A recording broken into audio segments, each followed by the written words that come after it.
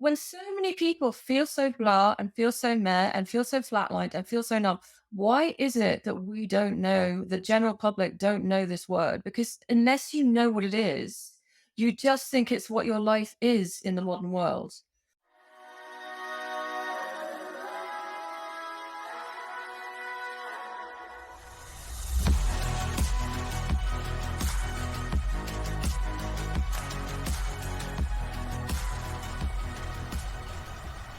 Welcome to the MindHack Podcast, where we explore the psychology of self-improvement and mindset to enhance your happiness and fulfillment. I'm your host, Cody McLean, and like many, I've navigated through periods where the zest for life seems to fade, making everyday joys feel just out of reach. This feeling, known as anhedonia, is where life's usual pleasures stop bringing the joy they used to. Today, we're joined by Tanith Carey. She is the author of the book Feeling Blah: Why Life Feels Joyless and How to Recapture Its Highs. It's a book that takes a deep dive into something known as anhedonia, the inability to feel pleasure. This condition, which I've battled personally, transforms activities that were once joyful into mundane tasks. Imagine hiking without the thrill, painting without passion, or dining with friends without savoring the taste or sounds around you. Tanith's book is one of the few books that aims to connect the dots between our high-speed, high-stress lives and the numbing effect they have on our joy. Through her extensive research and interviews with leading experts, she not only diagnoses this modern ailment, but provides actionable solutions to overcome it.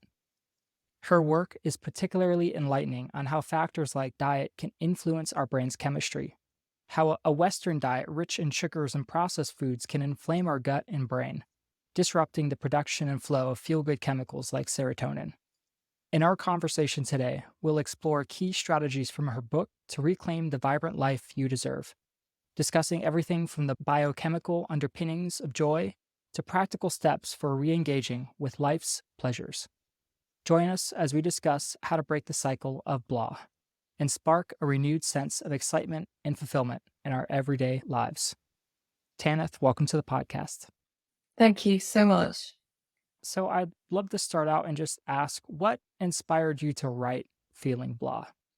Well, I always say I write about what I need to learn. And for a long time, I've been writing on science, health, and psychology. And it was realizing that there wasn't a name for what I was experiencing. I, like you, I was at the top of my career. I was doing very well. Things were going well for me. Personally, things were going well. I had a lovely house, a lovely husband. And there was a particular moment when I realized that there must be a name for this feeling. And that was, I got a call from my agent one day saying that I got a book deal I'd really, really wanted. And it was on better terms than we expected. And it was really, really good news. And I just remember, like, as I was speaking to her on the phone, and I could hear myself go, "Oh, that's great. That's fantastic. That's brilliant." But I couldn't feel any joy kind of coursing through me. It was like there was a numbness in me. And as I got off the phone, I started to think, what is that? What is that I can't get really good news? But yeah, I can't actually feel any joy that accompanied it.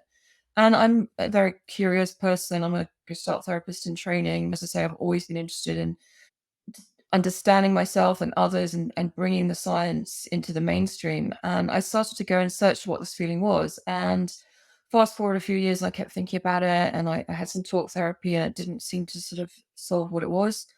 And I kept thinking, and over other moments, I realized, like, for example, on my wedding day, I had the most fabulous wedding. I was at the altar, sort of looking at this man I so desperately wanted to marry. He had tears of joy in his eyes, but as I looked back at him, again, I couldn't feel the joy. It was like I was looking at myself down a long tunnel.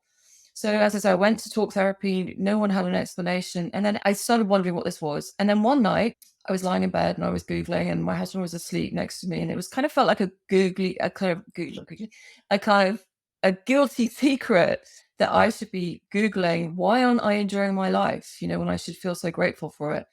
And then I wish there was a more exciting explanation. But like, as I delved deeper into the Google searches, it started coming up, this word anhedonia. And I was like, wow, I was blown away. It was like a light bulb moment because, even from the word anhedonia, you can tell what it means, because it's the opposite to sort of hedonism. And then I was blown away to find out that this is not a new word. This was coined by a French philosopher in 1896. And it's in the psychiatric literature, professionals know about it. It is a symptom of major depression, but it can also be a standalone condition. And I'm like, when so many people feel so blah and feel so meh and feel so flatlined and feel so numb, why is it that we don't know, the general public don't know this word? Because unless you know what it is, you just think it's what your life is in the modern world. So at that point, I was like, I've got to write a book about this, and bring all this research together and into the mainstream, because I really feel that anhedonia has been the missing word in our mental health conversation. We talk about joy at one end and depression at the end, but what about the gray space in the middle where so many of us are increasingly living our lives in the modern world? So that's why I wrote the book. Mm. Yeah, and much like myself, I ended up selling multiple companies, but it seemed that I remember the CEO of this company that acquired my company asked me as he shook my hand and asked me how I felt.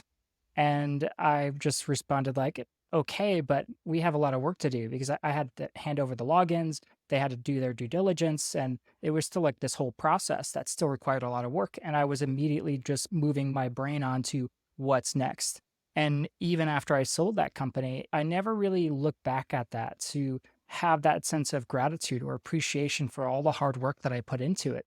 It just felt like an empty feeling. And I just went back into the rat race and just continued to work on another company. And so there's a psychological component that I think contributes to anhedonia, which could be lack of dopamine or serotonin or other chemicals. But I think there's also a society shift that seems to be occurring where we tend to just get stuck in this rat race of what society tells us we should value. And then we go from one thing to the next thing because we're never really taught gratitude or how to appreciate life's intricate moments.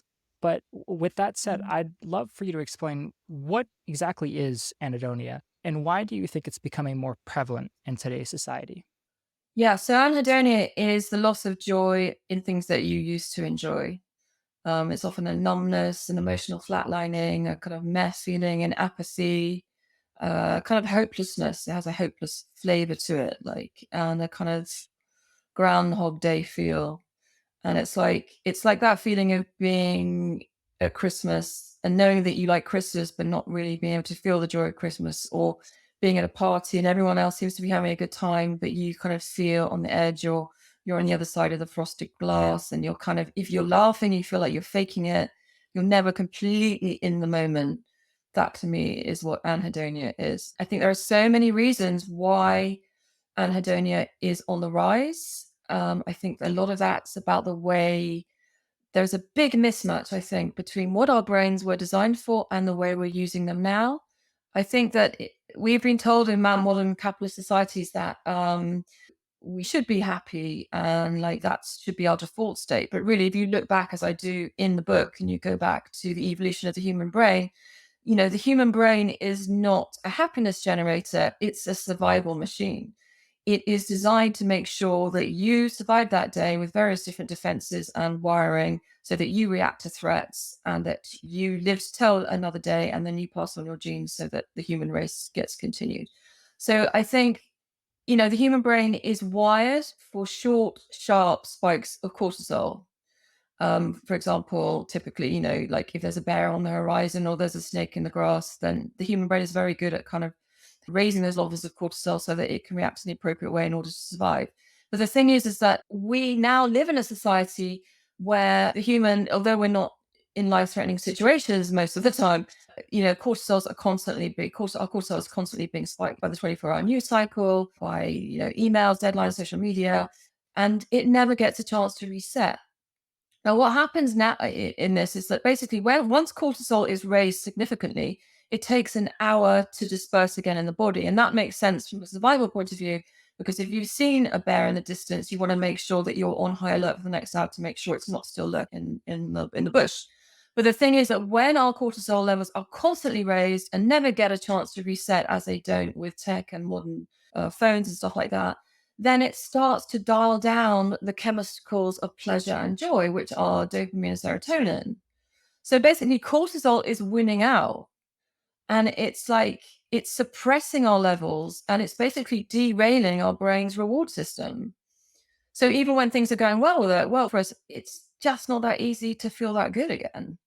And I think it's like, we live in a society where, one of the things I learned from the book is that like the dopamine is not the molecule of pleasure, it's the molecule of striving and exploration and anticipation. But like in the modern world, we get all our needs met immediately.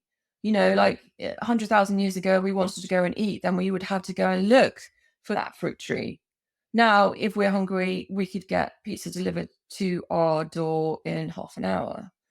So, all the things that used to activate our dopamine around our mesolimbic reward pathways are not there anymore because all our needs are being met. So there's a kind of whole perfect storm of stress, our needs being met too quickly, and also there's other things like, we can talk about it as well, but like modern diets are really not helping with our brain's reward system. There's a selection of modern lifestyle illnesses which are causing inflammation, which can also interrupt the smooth running of the mesolimbic reward pathway. I just think we're in a kind of perfect storm of things. And I think by naming anhedonia, we can start to tease apart the different reasons. I mean, all of us will have a slightly different set of reasons for anhedonia. But once we can identify ours, we can start to do something about it. Because I think what's happening in the modern world is that we're accepting blah as our status quo. We're thinking this is just what the modern world has become for us.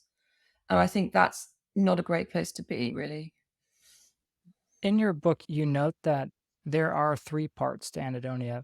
One is that you stop looking forward to activities while you are doing them, and you don't Mhm. enjoy them anymore. And then afterwards, you tend to have this negative memory of them, so you don't want to do them again. And Yeah. that's inclusive for even things that you have previously enjoyed doing for a long time. Yeah, no, absolutely. And that is also on the flip side, there's a good side to that, is that that's what you can also break feeling joy into those three things, which is anticipating and looking forward to it, enjoying it in the moment, and then remembering it afterwards. So yeah, so you're right. Anhedonia is the breakdown of that circular, what's the word? That circular process of joy. Hmm. So, and anhedonia, that process is interrupted. And then I'm not sure if you referenced the rat study in your book, because there was this infamous study where they had rats who couldn't produce enough dopamine. And dopamine is largely viewed, it's not the feel good chemical, it's the drive chemical, the motivation. It makes effort feel good, as Andrew Huberman says. And they found that when these rats didn't have enough dopamine, even when they were hungry, weren't able to move or even get themselves to feed themselves. And I think you Mhm. reference an example in the book in that there's this misconception with anhedonia is that you can still feel pleasure. Like you can still enjoy that ice cream cone in the same way that somebody who doesn't have anhedonia can as well. But getting yourself to go in the car, to drive to the ice cream store, to buy the ice cream cone, that is so much of a bigger obstacle that you're never able to motivate yourself to do that. Yeah, no, absolutely. That loss of motivation because you forget what makes you feel good.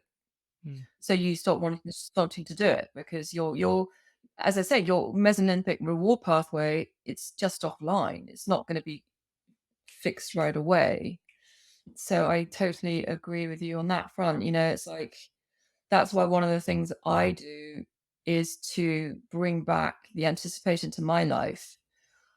I make the most of that knowledge that dopamine is the molecule of anticipation and exploration. So every week I plan something new that I really want to look forward to for me so that builds up my healthy dopamine. Do you know what I mean? Because once you explore, once you get out, I mean, I think that's a really interesting point as well you make is that like, what do we do if we feel this loss of motivation? And so that's why the research shows that behavioral activation is really important. So that is, remembering what made you feel good and basically doing it anyway, even it doesn't feel good at the beginning. So, like, the analogy is the old fashioned water pump. So, to begin with, say you love hiking, to give you your example, and you remembered you liked hiking, and then basically you say you decide to go hiking, once a week for a month. And then to begin with, the hiking wouldn't feel good. But like as you keep hiking and as you keep pressing that water lever, eventually the good feelings start to flow again. And so basically, it is about remembering what you used to do and doing it, even though it doesn't feel good in the moment. You know what I mean? Even if it feels counterintuitive, it's really important to have faith that the process will help you get back on track. I mean, I'm not going to say it's happening in every situation, but it's one of the very accepted ways that anhedonia is tackled, and it's very research based. And I mean, I know if you feel like, oh my God, I'm in bed and I can't do anything, and I can't get out of bed, and I mean, that's kind of major depression. But if you're still functioning and able to have some kind of control over what you can do with your life, I do think that we do need to kind of remember that behavioral activation does have a strong evidence base for it and believe that it can help. I mean, did you find that helped you? I mean, Certainly, putting yourself in the position of recognizing that motivation comes after action. You're never going to feel motivated to write that book or to go on that run, but it's the feelings that you feel afterwards. And so there's this idea, as I say, you go to get ice cream, or you're at a fast food place and you can get a burger or a salad. And that burger is going to give you pleasure in the moment, but there's this other perception, is that there is a sense of pleasure of knowing that you chose not to get that ice cream cone or that burger. And there is a way that you can motivate yourself by recognizing that you will feel good by doing this activity, even if you don't feel like it. And the trick just is like procrastination is, most of the procrastination is just getting yourself started, getting yourself in the running shoes, getting yourself to sit down and start writing and trying to mm, just get yourself to create some forward momentum. And so certainly having that mindset, I think it's helped me, even if I don't always get to a place where it creates that rebound effect where I'm able to feel good and then go back to it every single day. Because in some ways, just doing the same thing, I might feel good one day when I accomplish something, when I write something or I record an episode. But it seems like I have to find that same level of momentum. I have to motivate myself just as hard the next day. And it mm, still seems like it's hard to get myself going. And some days are better than others, of course.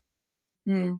I think you make a really important point there, though, that you feel that it's somewhat in your control. I think that's what's really important about this book is that when we know how joy is made in the brain, we feel more able to do something about it. And also, people who have a growth mindset about feeling good are third more able to kind of enact that.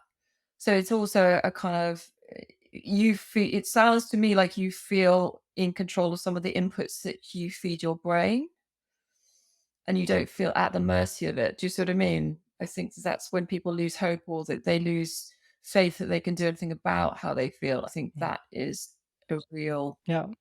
I think when you lose that sense of hope, even though anhedonia is potentially, I think, considered a form of depression by psychiatry, is that if you don't have that growth mindset of feeling like that you can overcome this, or I think another perspective is I've had to ask myself, if I wake up every day for the rest of my life feeling this lack of pleasure, this lack of joy, what will I do? And my answer is, well, I'll have to accept that. And that's going to be my life. And if that's the default or the minimum mindset, the mindset beyond that is I can overcome this and I could still have hope. Because the moment you don't have hope, then that leads to depression. And so I think Yeah. you mentioned the growth mindset. I think that's really important with any mental health condition, is being able to recognize or either first find acceptance with what you have. And then from there, look forward and find that sense of hope. Look for other people who experience the same issue as you do. Join a community. See that you're not alone. And I think that can have a huge impact at helping us overcome a lot of the mental issues that we are dealing with in today's society. I absolutely so agree. And I think that just if people took nothing else away from the book or the podcast, it's like knowing there's a name for it and that a lot of people feel this way and that it's not, doesn't have to be a guilty secret and you shouldn't feel ashamed of it and you can do something about it. I think that is a major leap forward. I'd like to ask, what is the difference though between anhedonia and burnout? Because I think burnout is the more common thing, that everybody's aware of burnout and that you can work too hard, you can become stressed, have too much cortisol, and then you just experience, you wake up one day and you just don't have that zest and you can't do that same work. It feels so much harder. And people say, oh, take a vacation. But then you might end up being one of those people that just keeps on working so hard that you just continue to burn out. So, can continual burnout lead to anhedonia? And what is the difference between these two? I'm smiling because I think there's a massive, massive crossover between burnout and anhedonia. In fact, I mean, I think anhedonia should be a recognized symptom of burnout. So what's happening with burnout is exactly that. It's like a cortisol overload where you are feeling so overwhelmed that basically, in order to metaphorically save energy, your brain just starts to kind of shut down and only do, not shut down, but limits itself to what it needs to do to survive every day and make you get up and just do your job. So basically, as I say, once your cortisol is so flooded with your system, it's dialing down dopamine so that you therefore don't feel pleasure and you become, I mean, I think part of the reason that I was in anhedonia because I was completely burnt out. I just couldn't, I just, at the end of every day, I would just be like, I would do my work if there was enough deadlines, but at the end of the day, I would lie on my bed, unable to speak. I was so mentally exhausted. My voice was flat. I hardly smiled. I was expressionless. And I think it's really interesting as well. Like, I think people living with ADHD, I think they are also very prone to um, anhedonia as a result of burnout as well. And also, I think an other interesting point you raise is what are the cohorts who are driving themselves so hard to burn out? And then I would also ask the question, like, what is it from their family background or from what creative adjustments are they making that they need to feel good to survive, to basically work and work and work all the time. You know what I mean? And that might be also something to do with childhood messages. So there's an awful lot that come to that burnout because most people, if they're feeling really stressed or, they will take steps. Some people just do not stop. It's just nothing's ever enough for them. And that was certainly me. It sounds like it might have been you. And that's, I think, how we ended up in that Yeah. state. To be honest, obviously I follow everything in the book because it's all evidence based and it's from America's top neuroscientists. But I can feel joy when I am basically not overloaded and not overwhelmed again. That is it's the cortisol. Cortisol is just constantly raised in our society, and we are not appreciating what it's doing to our brain's reward system. And I think it's really time that we step back and paid attention to that. Because if we have like a generation of people who are apathetic, who are tired, who are burnt out. I mean, we have so many challenges in the world. We need people who are flourishing. We need people who know when it's time to step back and how to look after their brain's reward system because the brain's reward system is what makes us survive. It's like 100,000 years ago. It's what made us get up, go and find the cherry, the fruit tree, keep walking, keep exploring, it's just like we have, as a human race, just have to keep exploring and keep trying and keep getting out of the mess that we've now found ourselves in. So we need a flourishing population. And the good news is, okay, the world is tough. Let's just name it. It's difficult. Okay. It's not getting any easier. We've got global warming, we've got overpopulation, we've got political uncertainty, we've got war in the Middle East. It's difficult. But the good news is, like, if we're going to survive this and work our way out of it, we've never known more about how emotion is made in the brain at any point. We've never known more about neuroscience, thanks to fMRI scanners. It really is time to harness this new neuroscience and make it genuinely applicable for everybody. We can't just let the modern life just kind of like, you know, uh, make our brains just kind of burn out. I think Mm. we have to realize what's happening to us. Yeah, it seems that we create technology and that technology causes some problems, and then we hope that new technology will solve those problems. And at least luckily in the world of psychology and psychiatry is that it seems that we are still trying to improve these things. But so in the book, you mentioned a metaphor. I believe there was a doctor who mentioned this metaphor of quicksand as using quicksand as this ability to experience anhedonia as a description. Can you elaborate on this analogy? Yeah, I mean, basically, he just talks very, very effectively about how it sort of seems to suck you in and how it seems to be very hard to kind of release yourself. Um, I just think it's a really good analogy for how you feel in anhedonia. Like you just can't quite extricate it from yourself from it, you know? Mm, So that's possibly because a lot of people just didn't know there was a name for it. right. There are lots of analogies for anhedonia. I guess it's kind of this, it comes in different flavors and forms for different people. Mm. And yeah, quicksand is just to kind of describe the way it sucks you under. But that's what the book is there to lend a hand to pull you out. In the book, you also mention various things that can contribute to anhedonia, things like, say, habits or food. And I know that there was a study that looked at a high sugar and high fat diet and had noticeable correlations with mental disorders and increased stress. And you also mentioned long COVID. So, what are some of these external triggers that can potentially cause anhedonia for people? Yeah, so we are appreciating now that like food also makes your mood. I think no one could have missed the fact that like we're all obsessed with the gut now and how we now know that so much of serotonin and also actually dopamine is actually made in the gut. And then the junk food diet that we eat, which is so full of things like preservatives, high in sugar, also affects this microbiome in the gut, which means that not only do it's harder for our gut microbiome to produce serotonin, but it also crosses the gut wall and causes inflammation. And this inflammation, it's now being shown, can reach the brain, where it's now believed to affect the smooth running of the reward circuit.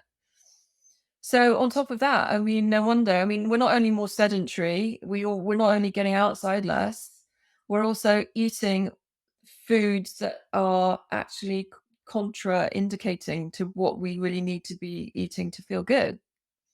So this is what I mean by the perfect storm. It's just like this is also not helping. Hmm. So it really helps to be aware of what you're eating is not just kind of just filling your stomach or just driving your body. It's also it's also not, it's really good to start eating a diet that really supports your brain health and the smooth running of your brain's reward system and start to think of it like that. So I think that's a really interesting shift that we're now making. And people are really joining the dots on that, which I'm really excited about. You mentioned some different ways that we can attempt to deal with burnout. I know that there's behavioral activation therapy.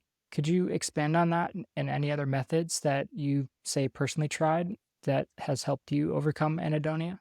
Behavioral activation is like to find the thing that you really once enjoyed and to do it again and do it again and again until the good feelings return. So the other thing that I personally do, so for example, I love to do things like I'm laughing because it's not very me. It doesn't look like very me, but I love to do things like baking and sewing and stuff like that. And then yeah, there's a really good thing about being involved in the activity that you're just naturally drawn to because it also puts you in a state of flow.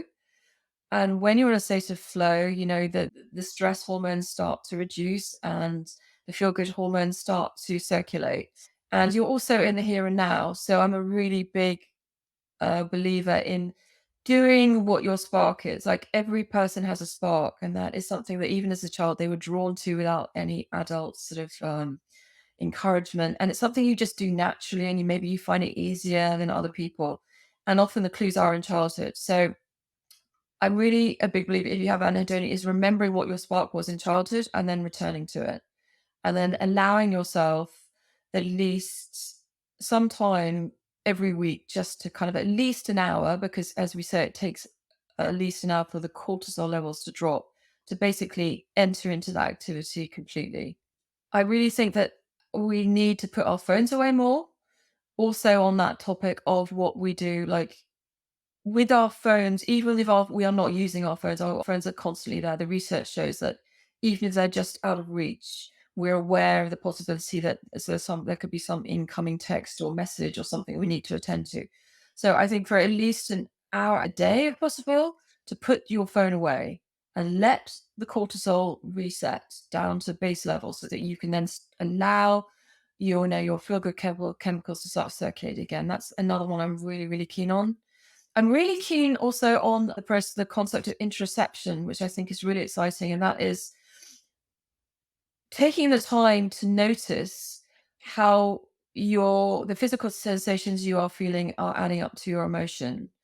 And it's like kind of that awareness of what you need, how stressed you are, what you need now to feel better. I think just to kind of open ourselves up to that is really important with anhedonia, because I think often we numb ourselves, or we push that stuff away, or we look at our friends and we don't notice what we really need.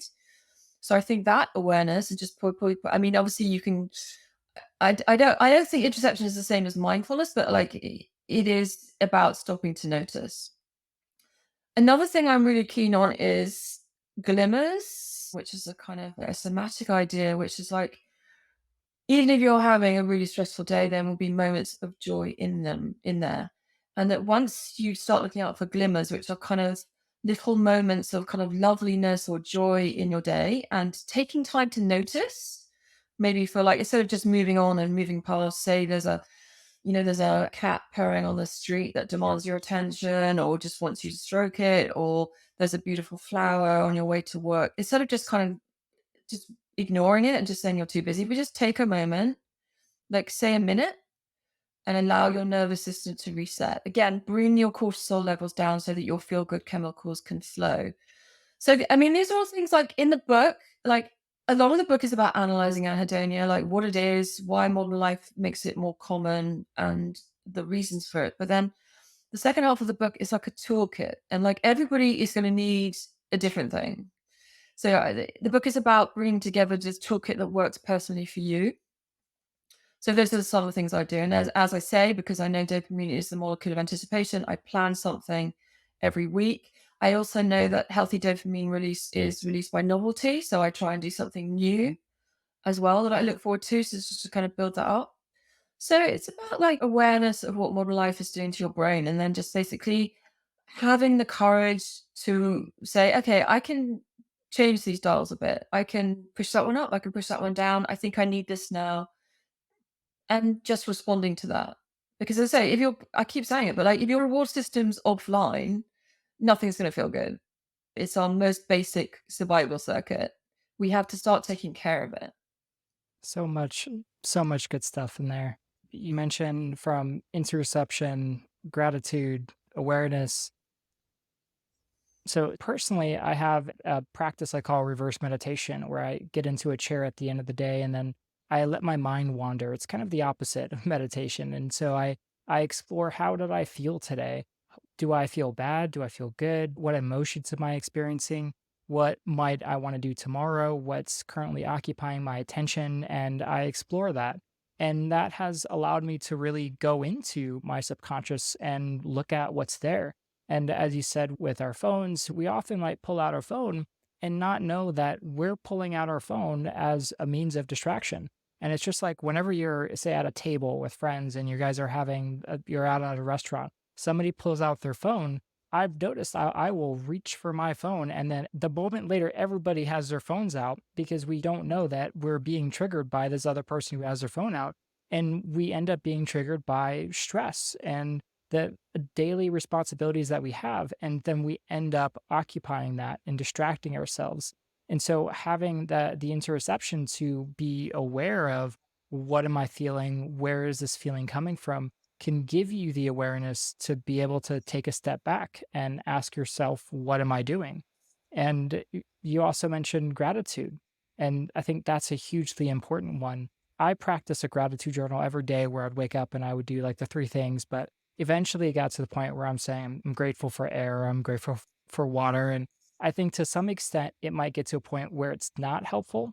But I think the important thing with gratitude is to look at, what's a memory or something I'm looking forward to. Who is somebody I Mhm. helped? And to try and experience that emotion, that thing that you felt, and bring that up again.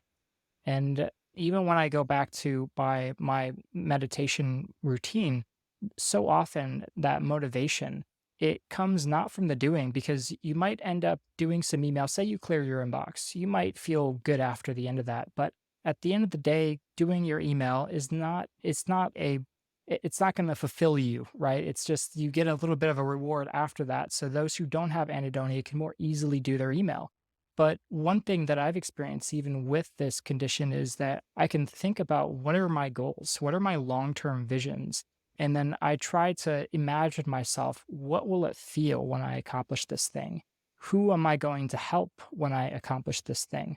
And that has given this wave of motivation that's helped me so much accomplish these long-term goals. Granted, it doesn't help me get my email inbox, clear my email inbox or respond to my friends who text me and that end up waiting a week or two before I have the motivation to respond. But it's helped me in so many other ways. But yeah, you mentioned so many important points from just I think at the end of the day, it's having awareness and giving ourselves the time of day to connect with our inner subconscious and how we're feeling. And I think the more connected we can be to that, the more we can work to overcome this mental issue. Yeah, I totally agree. I mean, our modern life disconnects us from our awareness and our interoception and our bodily kind of connection. So that's partly why. So we're doing all the things that actually that are not really good for us, basically, without even we're just blindly sleepwalking into it because that's the messages we get from the modern culture. So yeah, I think it's time to reclaim our awareness of our bodies. Yeah, definitely. Although I love your point about really visualizing that goal because you're just really harnessing your dopamine there, aren't you? You're really your exploration, your striving, and that's just really wonderful to hear. It's really interesting about emails and email boxes because my email box is constantly saying, "Oh, I'm running out of storage." So I think a really like an hour of digital detoxing just on a Sunday maybe sometimes it's Mm. really good to kind of stop those feelings of overwhelm. That kind of feeling that everything is kind of filling up the whole time, and all these messages we're getting. So I just think we need to curate the messages that sort of social media companies, the companies we use are just bombarding us with these kind of demands for attention. Because what demands our attention is our nervous system and our brain's own reward system, which is just, yeah, being sidelined here. And that's why a lot of us are just feeling really grey. Yeah, I think it's going to continue to get worse than better, unfortunately, as we have this generation that's being raised being addicted to social media. And we have depression rates and anxiety rates among Generation Z just continuing to soar and get worse and worse. And Mhm. I think that's related to opening up the app. You see what your friends are doing. You see this person is in a private jet. You see all the highlights that people want to post on social media, and it's just reminiscent of a friend who works at McKinsey. And she posted these beautiful photos on Instagram of her in Paris, and it looked amazing. And in the caption for all these amazing photos, she said, "This was the worst week of my life." And I thought, okay, she's joking, right? And so when she came here to visit me in Austin, she literally said, "No, it was the worst week of my life." And you can only imagine the stress of working at a huge global consulting company. Sure, you get to travel the world, but in that sense, it's meaningless. And it's just like everybody can post a picture of some amazing travel and some amazing experience, but we tend to not share all the crappy things about that experience. And I think that continues to add to this increase in anxiety, and that increased cortisol, as you say, goes hand in hand with this increase in anhedonia and that lack of ability to experience the reward from doing something that's hard. And I think you also make a really good point there because, like, serotonin is also one of our happiness chemicals, and that's triggered by status. So it tends to rise when we feel good, and it tends to dip when we feel less than. So as soon as you open a social media account like Instagram, then someone's got more followers than you, someone's got more likes, someone looks like they're having a better time than you. Our brains were designed, our brains evolved in a culture where we wandered the planet with sort of 50 to 70 tribal members. And these were the only people we had to compare ourselves to. It wasn't designed for us to compare ourselves to 10,000 strangers a day who we've never met. And that is just one more reason. So I'm thinking with phones, we are finally kind of working out, as you say, the technology is always ahead really of what the human body needs, isn't it? And I think hopefully we're starting to work that out. So I'm really like people are going back to brick phones. People are really in the UK, probably in America too. They're really starting to cut down on when their kids get phones. They're starting to put friction so that they only use their phones in limited amounts. I think that we are finally facing up to what this is doing, because we've been at the center of just a really very intense experiment, particularly since the iPhone came out, really. Yeah, definitely. Yeah. And I think we need to frame phone-free time not as a deprivation, but as a treat. I think we need that shift. Hmm. And that is also how we need to frame it for our kids. And I think that, if we say to our kids, for example, I've got 2 children, I'm a parenting author, it's like they don't really want to be on their phones. If you offer them something to do as a family that's phone free, they'll go with it.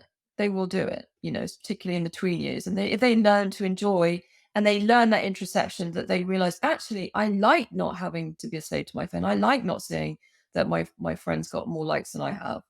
I think that we have to be more conscious as parents as well about also looking after our kids' reward systems and their introspection. I mean, as a parenting author, I think introspection is one of the greatest skills that we can ever teach our kids.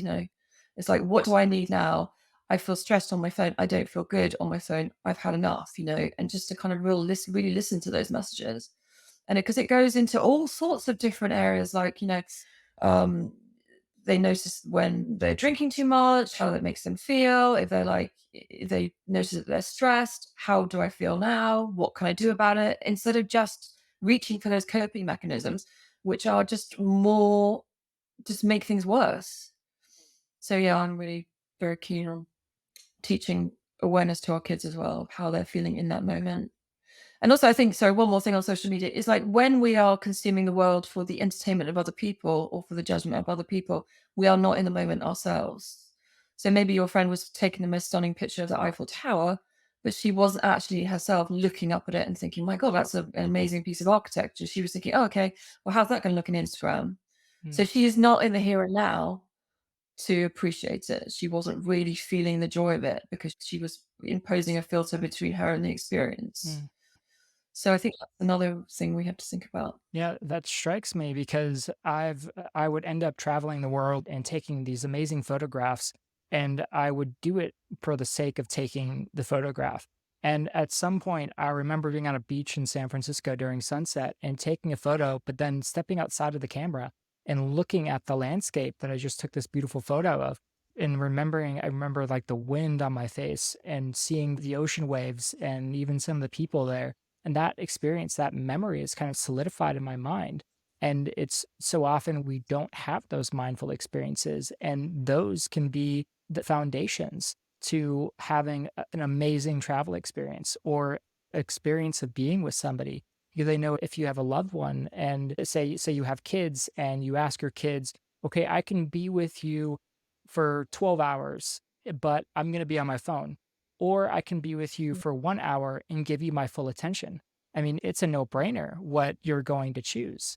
And so we need to be mindful of how we dedicate our attention and where we put our attention, and then finding ways to pull ourselves out of whatever it is that we're experiencing and find those sources of things that we can be grateful for, or notice those little small things, because it's not the travel that we might go on occasionally where we derive a huge sense of happiness.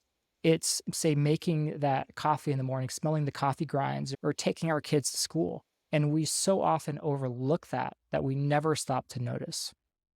You make such a good point there. And also, when you're in the here and now, you're using all your senses. So, for example, you're smelling, you're seeing, you're feeling the wind on your face, as you described. I mean, that's why I love the beach, because you have the smells, you have the sensation of the sea, you have the sensation of the sand. When we are in that sensory mode, it's more possible to be present. So, yeah, definitely. As I'm really into sensory experiences, definitely.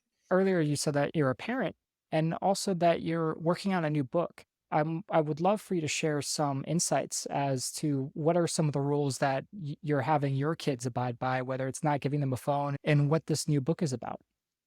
Yeah, so my new book is called What's My Baby Thinking? Practical Child Psychologist for Modern Parents. Psychology, sorry. And it looks at all the scenarios that you will face with your baby from the ages of newborn to 2 years old. And it's looking at looking it through the eyes of the baby. So, like, what's my baby? What can my baby see? What can my baby smell? What does my baby love to play peekaboo? And basically looking at it from your point of view, because as parents, we bring a lot of stuff ourselves from our own experiences of being children, our own experiences of what we think worked for us as children, what didn't, maybe some trauma stuff that we haven't worked through, maybe some biases about how children should be raised. And it basically looks at the science of I mean, we know so much more about baby brains than we did even 10 years ago, because now they've now got fMRI scans where you can actually, where the baby can sit quietly, because obviously it was quite difficult to put a baby in a scanner before, and they've learned so much about how babies think. So I want to bring that science so that parents can use it to make the best possible decisions and really connect with their children. And it's like, it's the fourth in a series of books which are sold all around the world. So there's What's My Child Thinking, What's My Tween Thinking, and What's My Teenager Thinking. And they're like translated into 40 languages. And it's just so wonderful to bring the science of parenting in a compassionate, like real life way to kind of parents all over the world, from China to Russia to kind of to France to Germany, to even these Arab states. I mean, it's amazing. So I'm just really proud of being able to do that. As a parent, I gosh, my girls are like 19 and 21. So I'm a big believer, as I say, in spark, what they were drawn to as children, not imposing my own biases or my needs, and making sure that that's them and that's me. Um, I really believe in a kind of being able to speak freely. No emotions are off limits. I'm ready to listen. And when I listen, I don't try to fix. I try to kind of, it's never easy hearing your child go through a difficult time, but like, our job is to sit with that discomfort and listen, and then help them process. And more than most of the time, they'll come up with their own solutions, which they know work. So really, I mean, my goal is to really to be a connected and empathetic parent so that they can be the people they were always meant to be. I hope you're able to experience that level of joy and knowing that you're able to help so many people and that you're able to help parents learn how to raise their kids. And even the component of there's a great book, I think it's called Learning to Listen, and how we tend to default to giving people advice or to one up them and not really just sitting and just listening to what they have to say, because that's 99% of the time what other people want or need. Yeah, we want to fix, don't we? I mean, that's the human brain in action, but it's not what people need at that point. So yeah, it's really difficult. I mean, I'm a trainee psychotherapist in the Gestalt. It's just a very hard modality. So yeah, a lot of it is just like, right, you know, really just listening is just such a skill and so difficult. You know what I mean? It's Mm. like it really takes a lot of practice and a lot of awareness of your own process. But it can be done, really, yeah. But just noticing that impulse to fix, and that's not what the person needs now. They just need to be heard. It's just like really important. Well, Tanith, you're doing amazing work. So I love your insights. And I think your book is a great resource for clearly anybody who's struggling with ability to find joy or even looking to raise a child or a baby. And for those interested in diving deeper, you can find Tanith's book, Feeling Blah, on Amazon and Barnes and Noble. And and to our listeners, I hope this conversation inspires you to take a small but meaningful step towards a happier life, whether it's making changes to your diet, reconnecting to your hobbies, or taking time to reflect. Each action can lead to a more joyful existence. Tanith, thanks for joining us today. Thank you so much for inviting me.